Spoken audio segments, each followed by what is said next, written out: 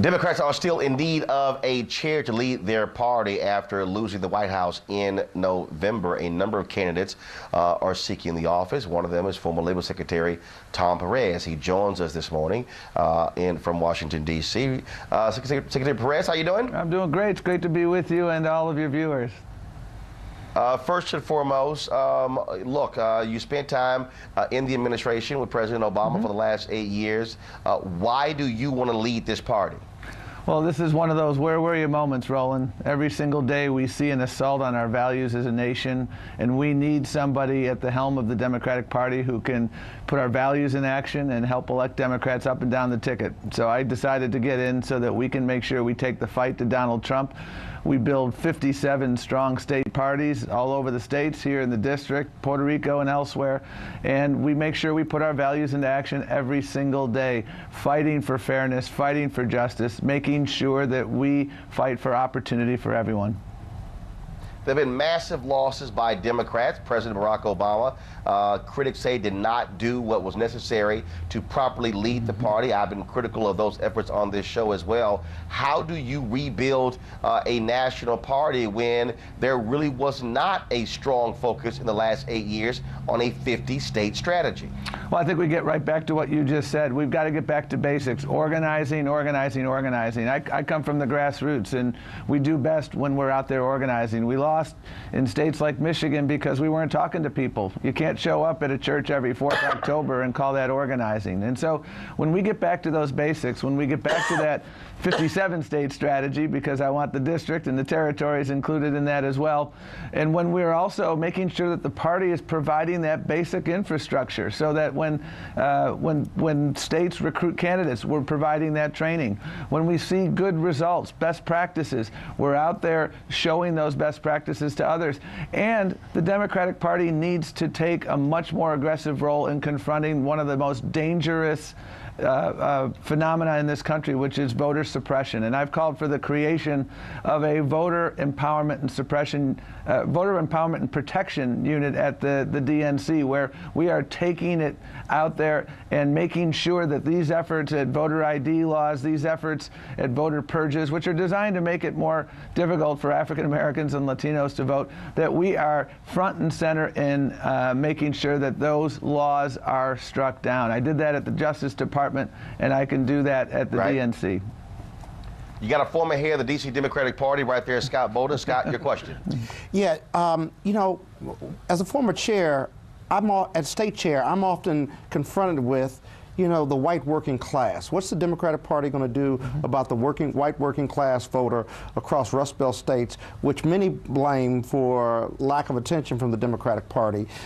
Yet Latinos and African Americans have been loyal supporters of the party, did come out in numbers, maybe not in the numbers in the last versus the last 8 years. What do you say to those white working class voters who say, I love being a Democrat, but I abandoned the Democratic Party for Donald Trump? Well, what we have to do is make sure we speak to that basic message, Scott, of economic opportunity. You know, Dr. King once said, the best civil right is a job. Right. And that's true in every zip code you live in. And what we learned in the outreach I'm doing, whether it's in the city of Milwaukee or whether it's in rural America, and I've been to both, what I've been learning is that our message of opportunity for everyone was lost. You know, in Ohio, for instance, Donald Trump said, you know, I'm going to bring your coal jobs back. We know that's a lie. But what voters heard was he feels our pain. What they heard from us was, vote for us because he's crazy.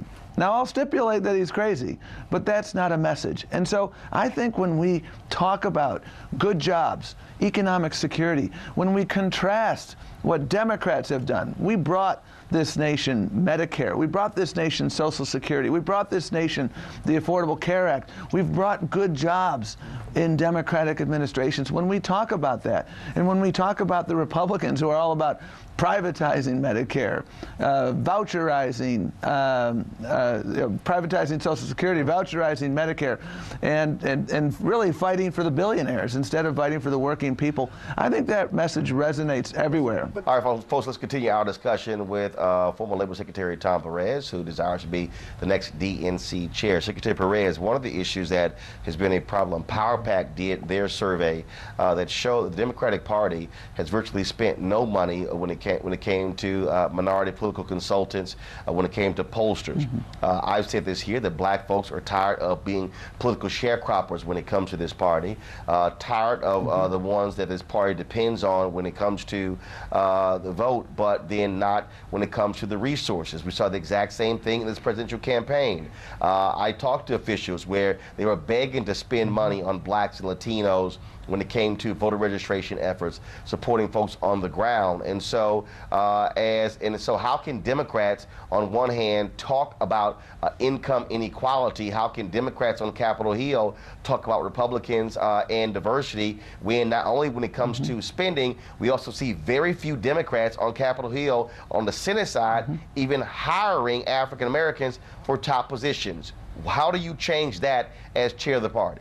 Well, this is all about leadership. You know, I've had the privilege of leading the Civil Rights Division of the Justice Department. I've had the privilege of leading the Labor Department and other agencies. And throughout, I've always prided myself, Roland, on having the best and the brightest senior staff and the most diverse. This is about leadership. And so when we look at the Democratic Party, we need to reflect our values every single day. We need to reflect our values in who we hire.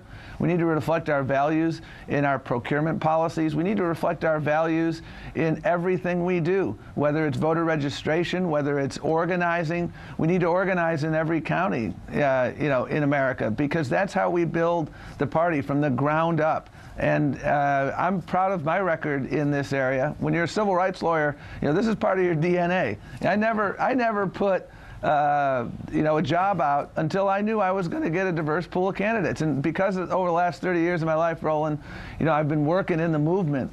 I've been able to recruit some remarkable folks. And when I hear people say, well, I tried, but there weren't any qualified folks out there, that's kind of bunk. And so we need to do that. And I'll tell you, with the DNC, procurement, you know, something like 4% of what is being purchased is purchased using minority vendors. That's ridiculous. And so if I have the privilege of being the chair, I'm going to do what I've done at other jobs, which is to make sure we're doing audits, to make sure we're intentional about this. And you know, when the boss is holding meetings on a regular basis, as I did at the Labor Department, on issues involving diversity and inclusion, that's the way to get attention. I've done it before in agencies, and I will do it again if I have the privilege of being the chair. Sharif? Yeah, I think that the DNC actually is reflecting its values already, and that's part of the problem. So you have a leader that may be at the top, but you have a structural, systemic problem within the DNC with regard to white supremacy. And so how do you address that structural issue? Well, you know, I think we need a Democratic Party that works in every zip code. That's what I've been all about, and that's why we need to be in every zip code. We lost this election in no small measure because, you know, we didn't talk to voters in places like Milwaukee. You know, Donald Trump got more, or Mitt Romney got more votes in Wisconsin than Donald Trump did. We lost Wisconsin because African American and Latino voters, we never connected with them. And then we got clobbered in rural Wisconsin. And so we need a strategy for every zip code. And we need to make house calls. And we need to build and change the culture of the DNC so that we're focusing on not simply electing the President of the United States, but working with our 57 state parties to elect folks from the school board to the Senate. And when we do that, we build an America that reflects America. But how do you address, Pastor Wright? How do you address the needs of black people? One second. No, Pastor Wright, I got to get your quick question and a quick answer. Literally, I have 45 seconds. Go.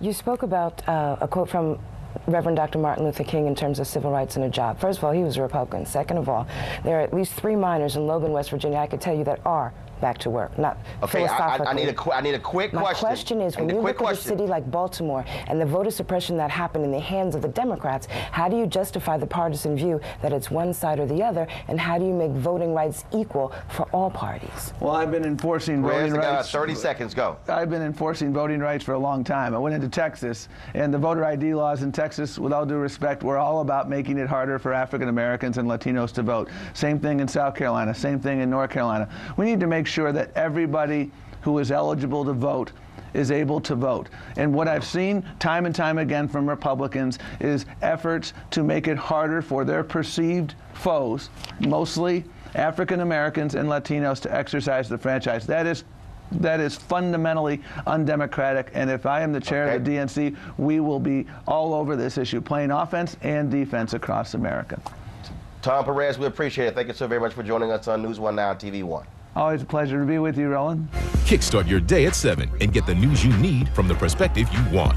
NewsOne Now with Roland Martin, every weekday morning at 7 on TV 1.